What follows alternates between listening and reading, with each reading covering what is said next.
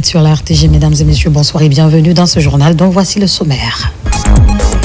Ce 15 avril, l'école primaire des Sourds-Muets de Boulpiné dans la commune de Kaloum a servi de cadre pour abriter la cérémonie de lancement officiel du recensement biométrique en Guinée.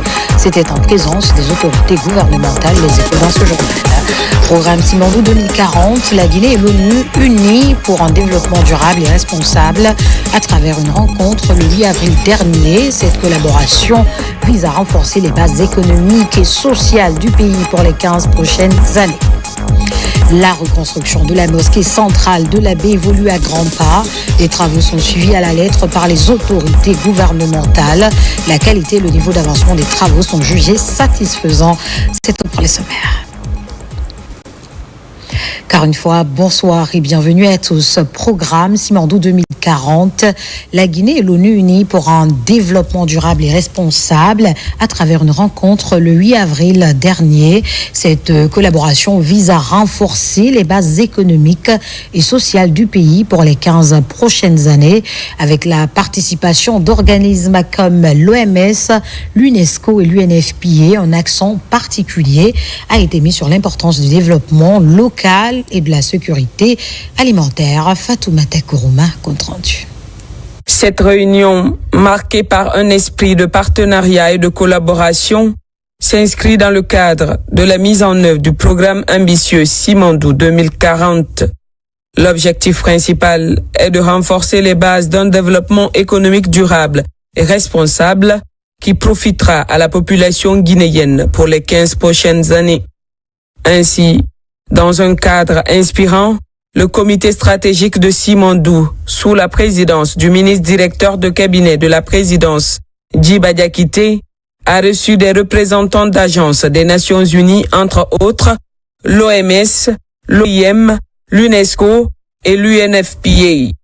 La rencontre a été également l'occasion de remercier ses partenaires internationaux pour leur présence lors de la visite du chef de l'État à Moribaya, le 22 mars 2025. On a eu une première réunion au niveau du ministère du Plan, mais en même temps aussi ils ont participé dans les ateliers qu'on a eu à faire au niveau avec les cabinets. Donc il y a eu des réunions aussi stratégiques entre le système des Nations Unies et les cabinets. Quand vous prenez chaque agence du système des Nations Unies est ancrée dans un pilier du programme Simandou 2040. Et ça veut dire quoi? Que nous devons travailler avec eux, qu'on a déjà commencé. Et c'est le lieu de les remercier de leur visite à Moribaya. La quasi-totalité de ces chefs d'agence étaient avec nous et que son Excellence, Monsieur le Président de la République, nous a honorés de sa visite ce jour. C'était vraiment historique. La contribution des agences du système des Nations Unies se révèle essentielle, car chaque agence représente à sa façon un pilier fondamental du programme Simandou 2040. Au cœur de cette collaboration, deux projets majeurs émergent, le développement local et la sécurité alimentaire. Ces initiatives visent à encourager une utilisation optimale des ressources internes tout en répondant aux besoins immédiats des citoyens guinéens. Nous sommes là en tant que système des Nations Unies pour vraiment accompagner les efforts du gouvernement vers le développement durable pour la Guinée. Nous sommes vraiment là pour vous soutenir, pour vous accompagner et pour nous assurer que nos actions rentrent dans le cadre de vos priorités, mais également pour jouer le rôle d'amis, de conseillers et de vous aider à vraiment mettre en place les systèmes que vous voulez mettre en place pour nous assurer que la population bénéficie des retombées du projet Simandou, des retombées de tous ces contrats que vous avez pu négocier avec les sociétés minières et des ambitions économiques de Monsieur le chef de l'État et de son gouvernement. Donc, pour nous, nous avons un cadre de coopération avec le gouvernement guinéen de 2024 à 2028 qui s'articule autour de 3 axes. L'axe social, l'accès aux services sociaux de base pour toute la population, l'axe emploi, vraiment essayer de motiver l'emploi digne, l'économie, etc. Et évidemment l'axe gouvernance et droit sur lequel nous travaillons beaucoup avec vous et avec tous vos ministères. Nous sommes bien sûr en train d'implémenter ces programmes et c'est des programmes que nous avons évalués à environ 800 millions de dollars sur 4 ans. Mais dans le cadre de Simandou 2040, nous avons vu la nécessité de non seulement appuyer le cabinet de conseil KPMG avec notre analyse, mais aussi de voir comment nous pouvions nous-mêmes nous axer sur 2 ou 3 questions centrales, des accélérateurs de développement, comme nous les appelons, pour soutenir le programme Simandou 2040. Et nous avons beaucoup d'expérience en termes d'élaboration, de mise en œuvre, d'évaluation des programmes de développement nationaux. Donc, pouvoir vraiment travailler avec vous et travailler avec les ministères à tous les domaines, dans tous les domaines en termes de conseil stratégique. Le deuxième grand projet que nous aimerions faire, et nous sommes en train de finaliser les notes conceptuelles, c'est un projet de développement local, s'inspirant des piliers de Simandou 2040 pour vraiment mettre en œuvre dans les communes les plus vulnérables de Guinée la vision du chef de l'État en termes de capital humain, en termes d'emploi, en termes d'infrastructures, etc. Donc ce que nous proposons d'offrir, c'est vraiment un paquet d'interventions dans ces communes les plus vulnérables pour les rehausser vers la moyenne nationale au moins, et si possible même un peu au-dessus. Le président du comité stratégique de Simandou, Djiba Diakité, a pour sa part exprimé sa satisfaction face à l'engagement du système des Nations Unies et souligné leur contribution dans l'atteinte des objectifs économiques du chef de l'État, son Excellence le général Mamadi Doumbouya, pour un véritable développement durable de la Guinée. Il a également saisi l'occasion pour apporter des clarifications sur les fondements et les enjeux du programme Simandou 2040. Le département du plan et de la coopération internationale et l'ensemble d'ailleurs des membres du gouvernement sont de plus en plus en train d'accentuer des efforts pour une meilleure compréhension des objectifs clés du chef de l'État qui s'est donné pour cette période de refondation dans un contexte assez important pour l'avenir de notre pays, mais également des efforts pour aussi permettre à tous les acteurs, les pays amis, les institutions qui sont auprès de la Guinée depuis des décennies et nous permettre de pouvoir atteindre ces objectifs.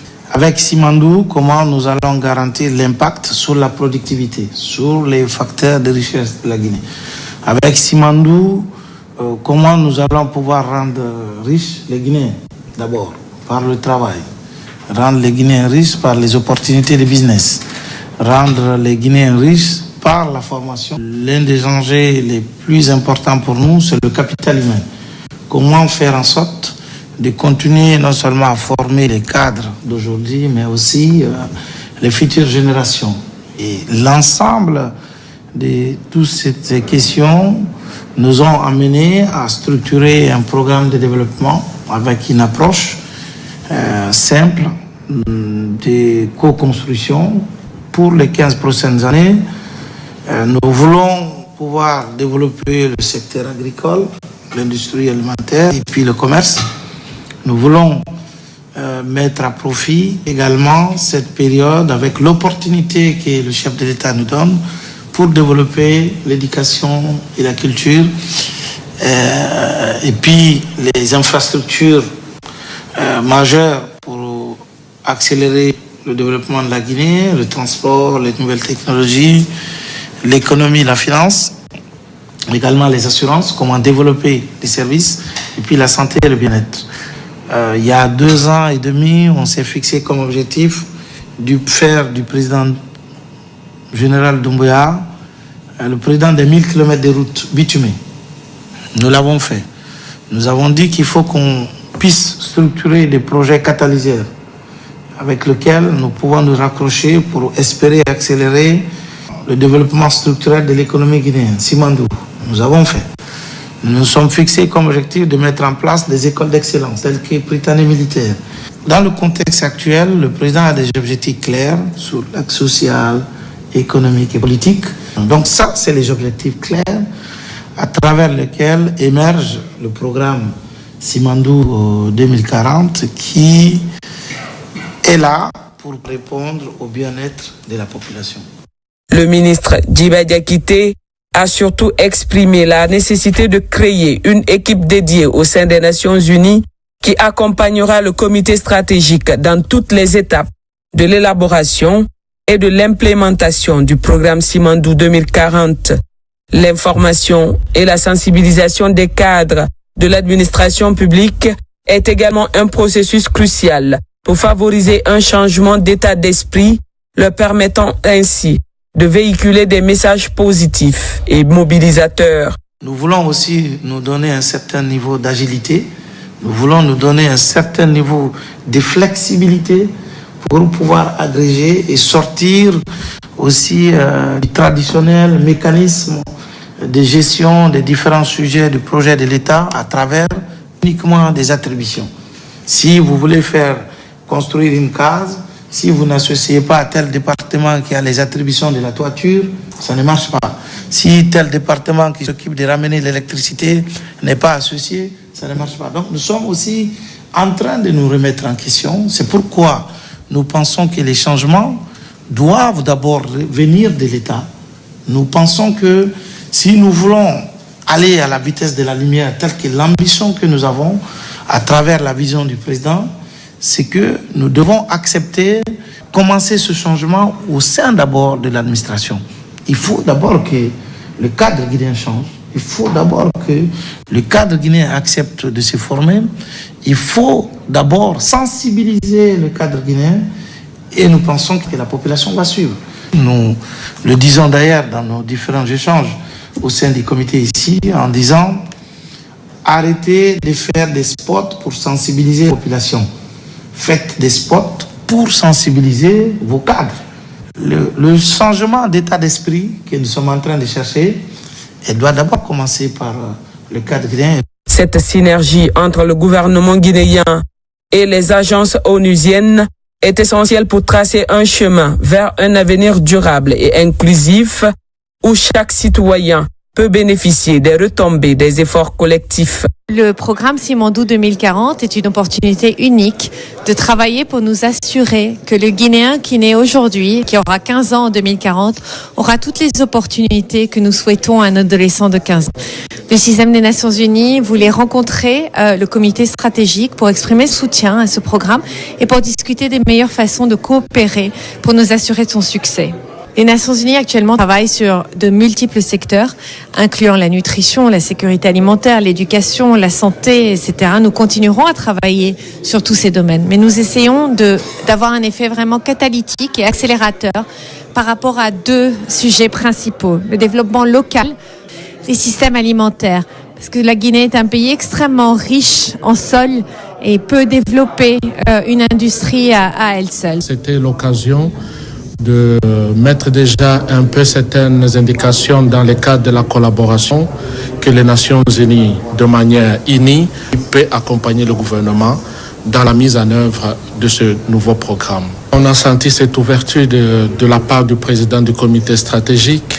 On s'est mis d'accord sur certaines actions qu'on devait prendre d'ici là, mais aussi les axes auxquels les Nations Unies se sont focalisés pour essayer d'appuyer un peu, d'apporter leur accompagnement, surtout la valeur ajoutée par rapport à ça, dont premièrement la question du système alimentaire, mais aussi le développement local dans tous ces secteurs de manière holistique. Tel qu'on a pu mentionner pendant cette interaction avec les membres du comité stratégique, il est très important que, au long des prochaines étapes, telles qu'on l'a fait jusqu'à présent, d'élaboration du programme Simandou 2040, les agences du système des Nations Unies puissent accompagner les différents départements gouvernementaux à définir un peu la substance dans laquelle la vision stratégique du leadership du pays traduira les investissements du public en quelque sorte, parce que l'importance que ce programme accorde au capital humain fait qu'il sera nécessaire pas seulement de viser des investissements en matière de capital matériel, capital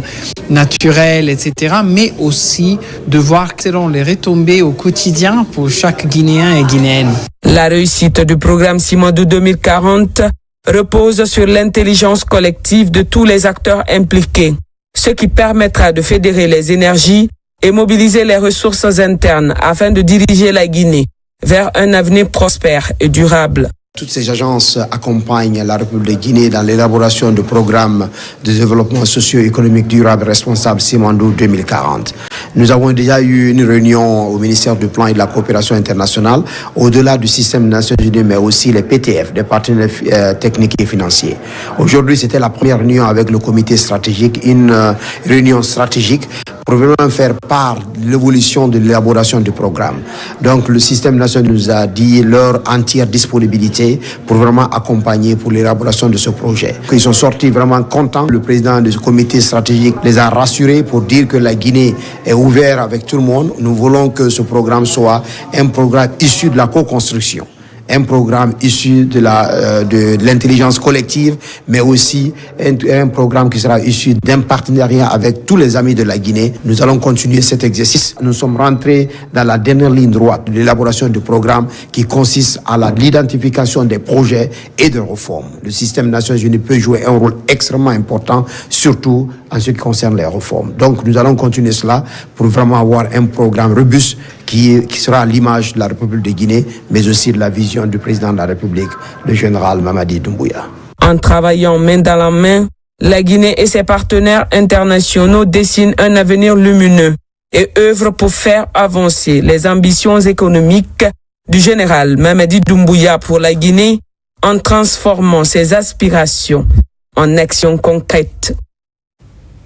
Pendant ce temps, le programme national du recensement administratif à vocation d'état civil, PNRAVEC, est officiellement lancé ce mardi sur l'ensemble du territoire national. Dans le Grand Conakry, les membres du gouvernement sont mobilisés pour superviser les opérations.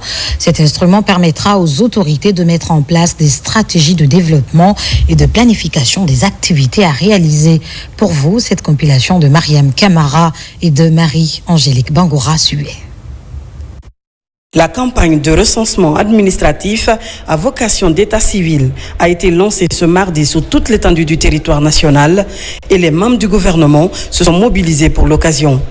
Dans la commune de Sonfonia, par exemple, c'est le ministre de l'Enseignement supérieur qui procède au lancement des opérations en compagnie des membres de la délégation spéciale de la juridiction. Nous sommes heureux de représenter le président de la République ainsi que le premier ministre chef du gouvernement très proche des populations pour constater effectivement le début de ces opérations.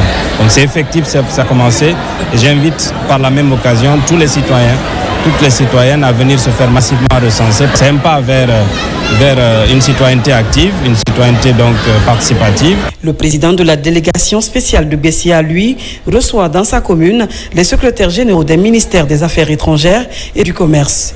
Ils se rassurent ensemble de l'opérationnalisation du processus de recensement prévu dans les 20 quartiers pour environ 300 000 habitants durant les 45 jours.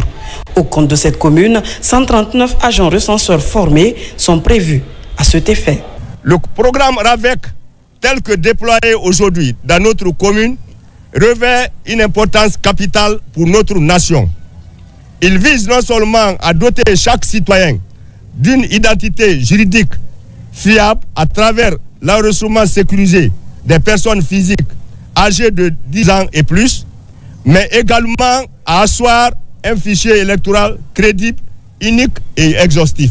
À Tombolia Plateau, ici, c'est le secrétaire général du ministère de la Promotion féminine et de l'enfance qui a procédé au lancement en présence du maire et des citoyens de cette commune. Ce que j'appelle à toute la population de venir massivement se présenter, se faire enrôler, donner une identité unique aux citoyens pour les permettre d'être reconnus comme citoyens. Parce que cet événement là-bas doit désormais consacrer le nom et l'identité de chaque individu qui réside en Guinée. Dans la commune de Manéa, le maire s'est rendu dans les quartiers Gombonia et Fridjadi pour procéder au lancement des opérations, suivi des messages de sensibilisation. Les autorités s'engagent ainsi à mener à bien cette opération avant le deadline fixé le 21 juin. Ces 45 jours vont se passer dans les conditions normales, parce que d'abord il y a eu déjà la sensibilisation au niveau de la population, mais aussi il y a eu des formations qui ont été suivies non seulement par les agents de la digitalisation, mais aussi les membres des CAL qui constituent les maillons essentiels de ce processus. À partir de ce mardi 15 avril, les agents du PNRAVEC vont s'installer dans les communes et quartiers où ils accueilleront les populations. Cette opération concerne les citoyens de 10 ans et plus.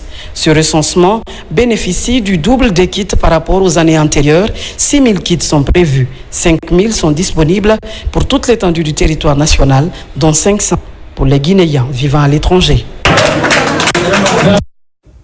Dans l'actualité encore, le président du CNT était ce lundi face à des stagiaires venus de 3 départements ministériels. Les innovations apportées dans l'avant-projet de nouvelle constitution ont été abordées à l'initiative du Centre de perfectionnement en finances publiques. Mohamed Yansane, Robert Siditol. Avec ses 70 auditeurs venus des ministères de l'économie et des finances, du budget, du plan et de la coopération internationale, Dr Dansa Kourouma a tout d'abord partagé l'historique des différentes constitutions qui se sont succédées en République de Guinée. La rencontre a aussi permis d'aborder avec ses auditeurs les grandes lignes et innovations apportées dans la nouvelle constitution. Nous devons faire de telle sorte que ces connaissances-là, cet exercice se pérennise. Et pourquoi pas un jour le chef de l'État vienne partager ses expériences, le Premier ministre et les autres présidents des institutions républicaines.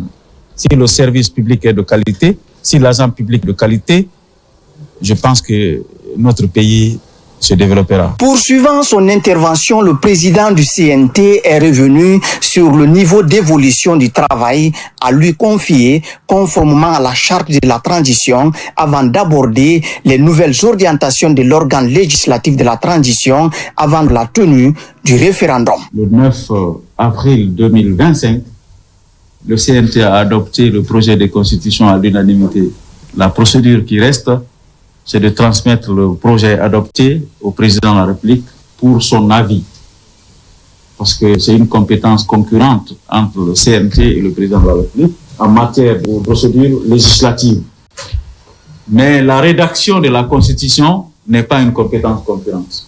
C'est une compétence unilatérale reconnue au CNT seulement. La charte dit que c'est le CNT qui va rédiger le projet de constitution qui sera soumis au référendum. L'initiative de cette rencontre est du Centre de perfectionnement des finances publiques. Les auditeurs mobilisés pour la circonstance ont accordé un intérêt particulier à ces projets de test qui, une fois adoptés, va régir la vie de notre nation. Le président du CNT nous a montré vraiment qu'on n'a pas fait l'erreur de leur faire appel.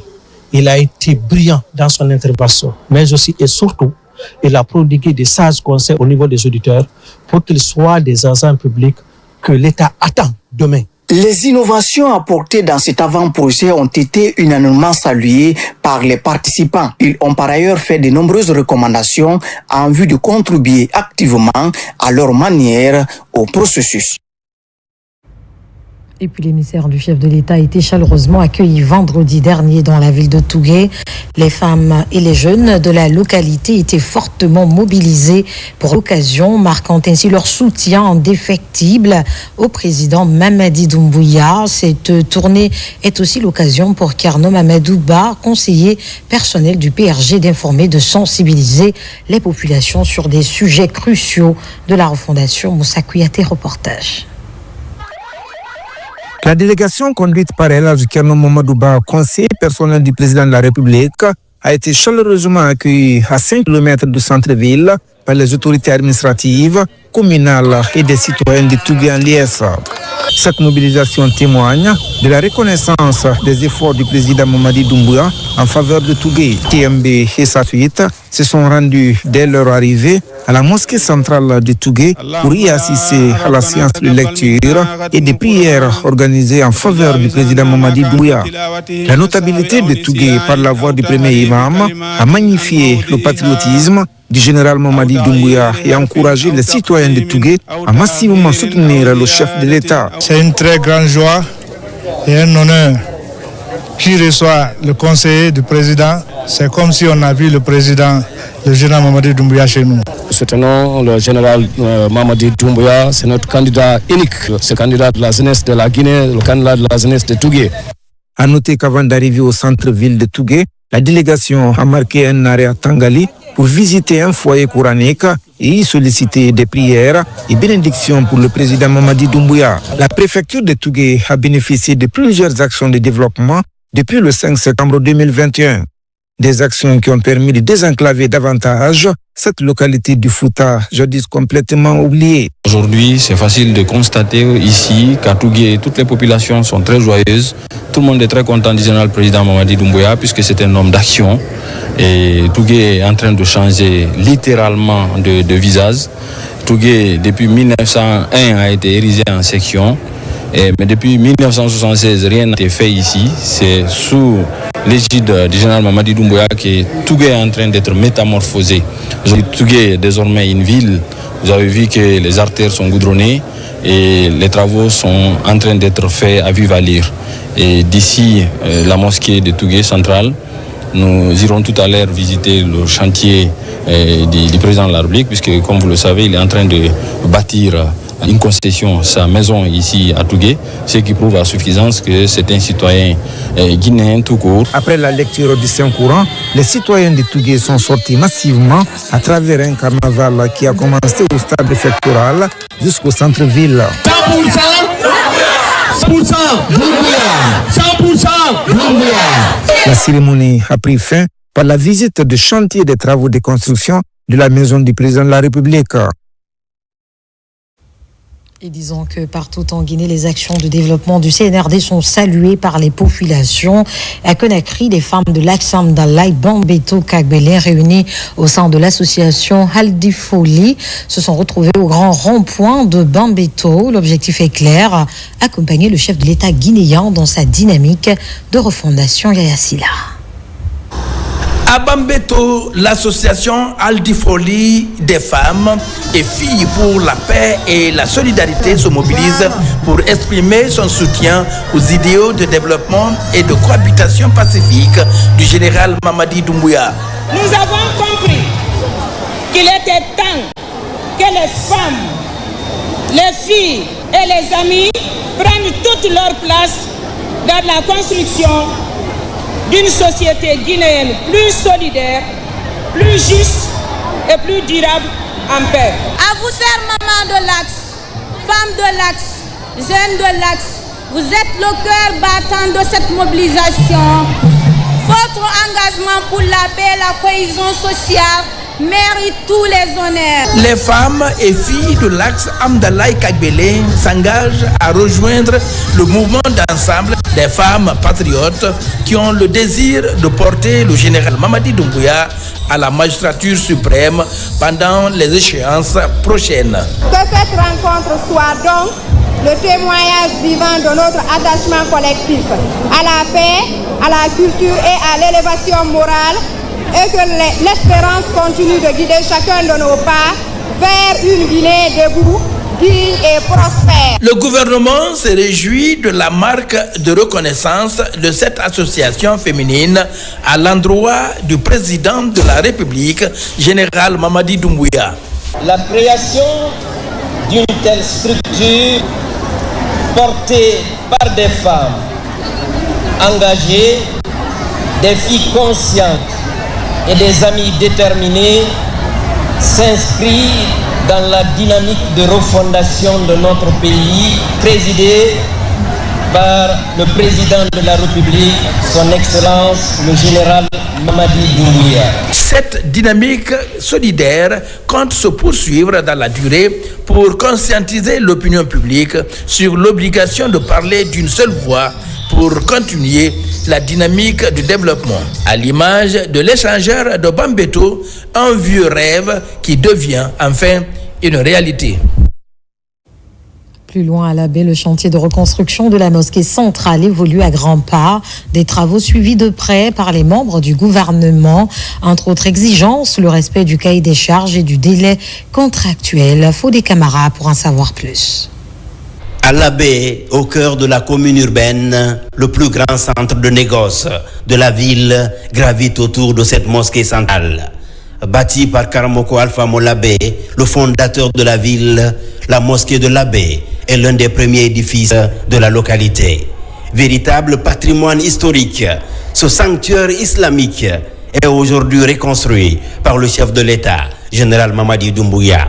Pour le suivi de ce chantier de la République, en compagnie de son homologue de l'agriculture et de l'élevage, le ministre de l'urbanisme est sur le terrain. Le chef de l'État a instruit d'accélérer les travaux de construction de la grande mosquée de l'Abbé. Et nous avons eu le mandat de suivre régulièrement. C'est ce qui justifie notre présence de façon hebdomadaire aux côtés des ouvriers pour l'achèvement des travaux. Aujourd'hui, ils sont sur les phases de décoration de l'intérieur du staff, mais également les carreaux et les autres équipements sont présents sur le site. C'est le lieu vraiment de remercier quand même les entreprises qui sont en train de travailler pour la proactivité. Très attendue, cette maison de Dieu avance à une cadence satisfaisante. Une cadence estimée à 70%. Un niveau d'avancement à accélérer pour livrer ce chantier conformément aux délais contractuels et au cahier de charges de qualité. On est dans la phase de la décoration au niveau de la mosquée. Donc actuellement, nous sommes au niveau du staff. Et le câblage de l'électricité, déjà tout ça là c'est terminé. Et par rapport à la décoration, on essaie de prendre non seulement au niveau du dôme central et au niveau du staff, et en même temps à la pose au niveau des carrelages. Bâti sur une superficie de près de 8000 mètres carrés, avec des compartiments classiques comme le minaret et autres dispositions d'utilité publique, le chantier de la grande mosquée de l'Abbé évolue à la satisfaction des religieux et des notables de la ville de Karamoko Alpha Molabé. Grande mosquée l'Abbé, mosquée Faisal, seule la mosquée Faisal est plus grande que la mosquée centrale de l'Abbé. Le président de la République a compris les besoins des populations du Fouta. Tout ce que nous allons faire, c'est de prier le Tout-Puissant. Le travail qu'il est en train de faire ici, c'est un travail qui mérite des bénédictions. Nous savons que la bénédiction est exaucée pour une personne qui fait de bonnes œuvres. Et cette reconstruction est une bonne œuvre.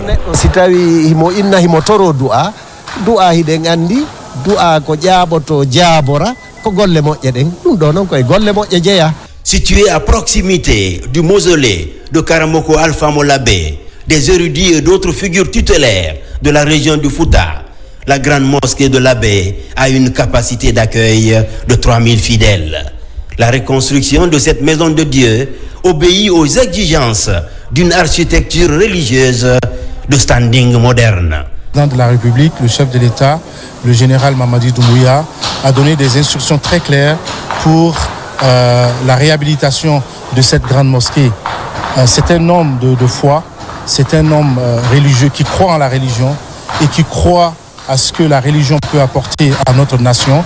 Et c'est pourquoi il met tout en œuvre pour que cette mosquée puisse finir. Et ce que nous voyons déjà nous réjouit et nous satisfait.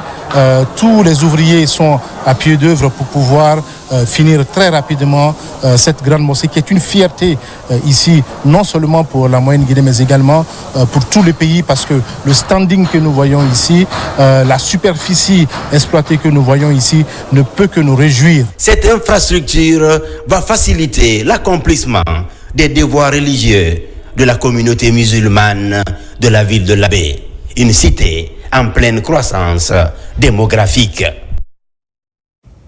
La Guinée, à l'instar d'autres pays, améliore son système de laboratoire. De nouveaux équipements viennent d'être présentés aux pharmaciens biologistes des hôpitaux publics et privés, des machines d'analyse biologique pour poser des diagnostics fiables. Adjetou Bari, Ousmane Ouatsissé. La fiabilité des résultats d'examen de laboratoire est un perpétuel combat. La raison est simple, éviter toute erreur de mauvais diagnostic des patients à tous les niveaux du système de laboratoire. Pour révolutionner et qualifier davantage les examens biologiques, de nouveaux équipements de diagnostic présentés au nombre de 6, dont le semi-automate pour un test urinaire. Chacune des machines intègre des innovations. Aujourd'hui aussi, j'ai apporté quelque chose de particulier qu'on appelle HumaVision, qui est une innovation dans le domaine. C'est le tout premier appareil microscopique urinaire portable. Donc, on peut l'utiliser juste grâce à sa batterie intégrée, ou alors on peut travailler avec lui sur l'appareil. Quand on a ces équipements dans le laboratoire, ça permet aux utilisateurs de bien diagnostiquer les maladies. pour avoir des résultats précis et rapides pour pouvoir sauver les vies au niveau des structures sanitaires. Près de 14 domaines d'analyse sont concernés par ces équipements de laboratoire. Ils permettent de réduire le temps de diagnostic de nombreuses pathologies, notamment infectieuses, avec une autonomie en énergie pour les zones rurales. Je pense que cette initiative elle est à saluer parce que c'est une initiative qui vient renforcer nos efforts dans les structures sanitaires pour le renforcement de la qualité de nos prestations au niveau des laboratoires. L'acquisition de ces équipements de biologie va être une avancée majeure dans le domaine du système de laboratoire national. Syriecom Guinée et son partenaire Human Diagnostic œuvrent pour la mise à disposition des machines ainsi que la formation du personnel à son utilisation élargie à la maintenance. C'est la fin de ce journal. Merci de nous avoir choisis pour vous informer. L'actualité se poursuit sur le www.rtgguinée.info. Guinée, notre paradis, terre de richesse, d'opportunités et d'innovation. Bonsoir.